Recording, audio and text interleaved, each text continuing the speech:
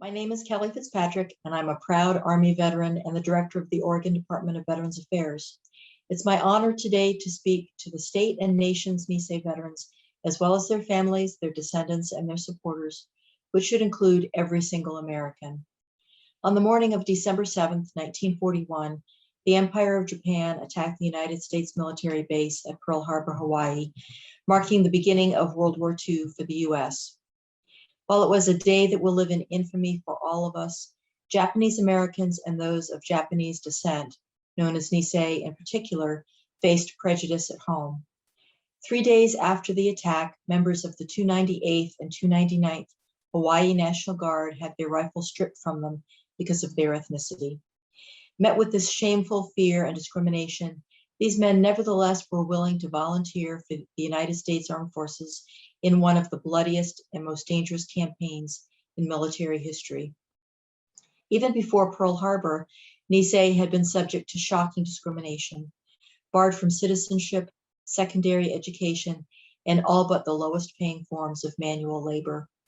This culminated in February 1942, when President Roosevelt signed an executive order declaring Nisei were not Americans, but non-aliens. And yet you served, you volunteered, and you ironically became the most decorated Army unit that this country has ever produced. From a young age, Nisei were taught by their parents the sacred concepts of duty, honor, responsibility, loyalty, and love of family. Most of us are taught these words, but you lived it out. You sought to pay the debt you felt you owed to this country, even though this country did not offer you the opportunities it did to other Americans. You fought not only a fearsome enemy overseas, you fought deep-seated hatred and prejudice lying at home.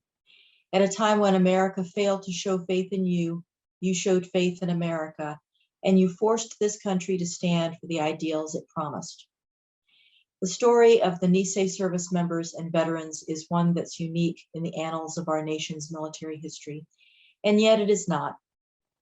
For the courage, willingness to sacrifice, perseverance, and selfless pride the Nisei displayed are the very same hallmarks of all of our nation's heroes, whom we uphold and hold dear. The incredible thread in the Nisei story is that they, you, represented the best and highest ideals our country had to offer, at the same time that our country met you and those you loved with suspicion, discrimination, fear, and bigotry. I can't change the past.